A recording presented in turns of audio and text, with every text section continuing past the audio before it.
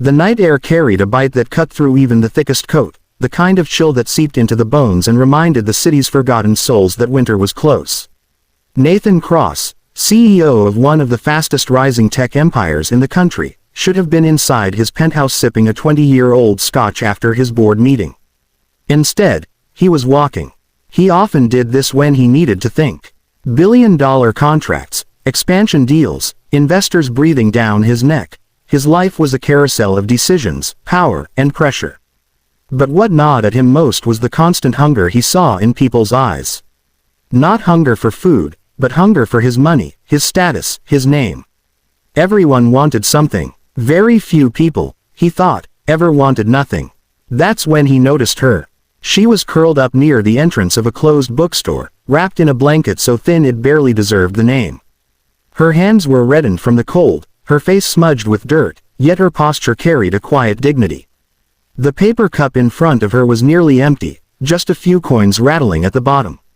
Unlike others he had seen on the streets, she didn't call out or beg.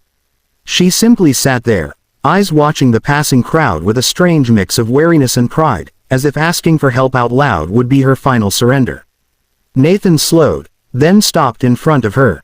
People brushed past, giving him strange looks for pausing near the homeless girl, but he didn't move. "You hungry?" His voice was calm, almost casual. The girl looked up sharply, surprised anyone had spoken. Her eyes, tired but bright, locked on his. "Doesn't matter," she muttered, pulling the blanket tighter. Something stirred in Nathan. Impulse, curiosity, maybe both. He reached into his wallet and pulled out the black credit card, sleek, heavy, unmistakable.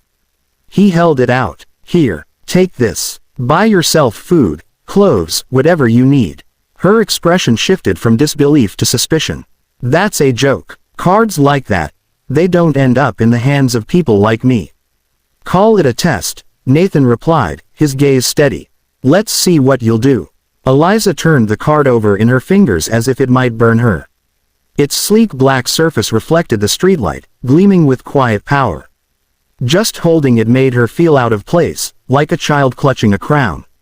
She could feel Nathan's eyes on her, steady, unreadable. She didn't know who he was, but the tailored suit, the polished shoes, and the calm confidence in his voice told her he was someone important. People like him didn't usually stop for people like her. Inside her chest, panic warred with temptation. What if this is real? A voice whispered. With this card, she could vanish from the streets. Buy herself a bed, hot meals, maybe even a chance at school again, the life she once dreamed of before everything had crumbled. But another, harsher voice cut through. And what if it's a trick? What if the second she used it, alarms blared and the police were called?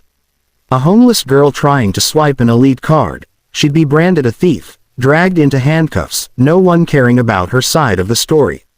Her fingers trembled. She imagined walking into a luxury store, buying the warmest coat she could find, maybe even a new phone. For the first time in years, she could be invisible in the crowd, no longer pitied, no longer ignored. Yet when her stomach growled, the fantasy crumbled. Hunger didn't wait for dreams. Taking a shaky breath, Eliza turned toward the small corner store across the street. Nathan followed silently, hands in his pockets, observing.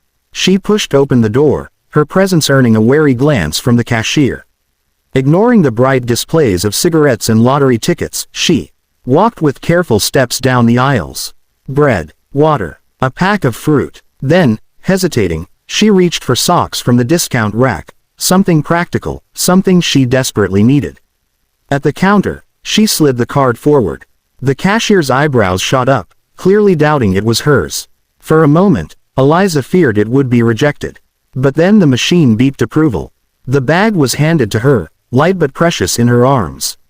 Outside, she sat again in her spot, tore into the bread, and began eating slowly, each bite a reminder that, despite everything, she had chosen need over greed. Nathan leaned against a nearby lamppost, watching her as she carefully opened the bag. The girl, Eliza, he'd overheard the cashier call her when she gave her name, didn't tear into everything at once like someone starved. Instead, she pulled out the bread, broke off a small piece, and ate it slowly, almost reverently, as though savoring something sacred.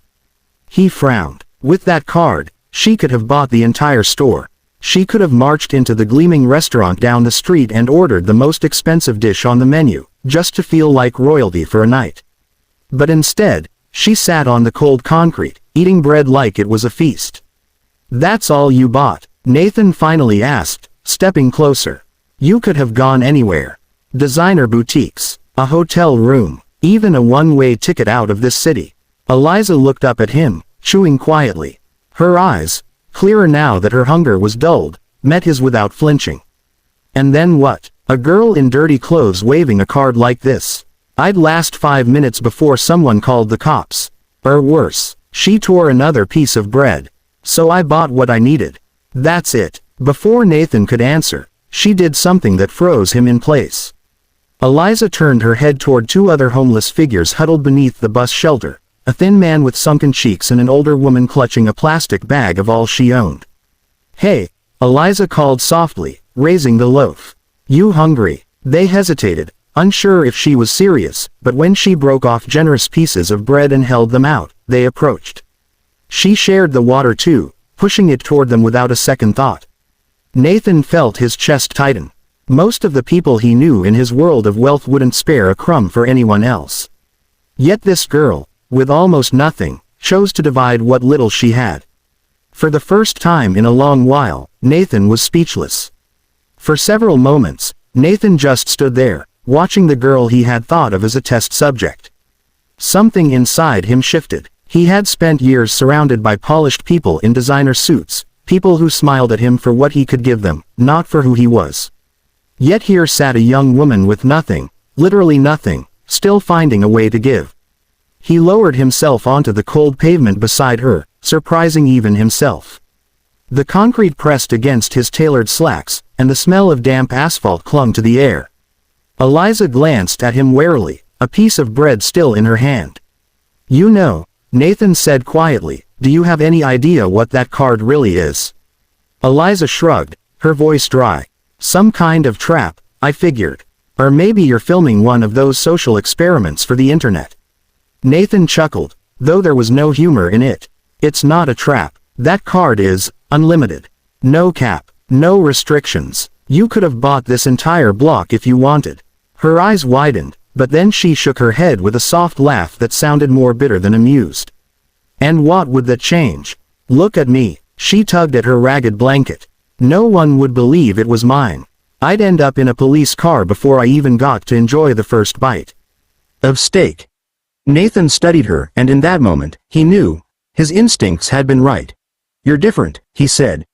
"Most people in my world would have drained it in seconds. But you didn't. You bought what mattered. And you shared." He reached into his coat pocket, pulling out a thick white envelope.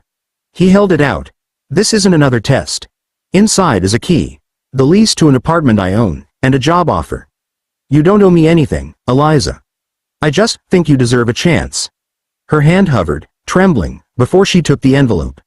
Tears brimmed in her eyes, but she bit them back, forcing her voice steady. "Why me?" Nathan's gaze softened. "Because you reminded me what real value looks like."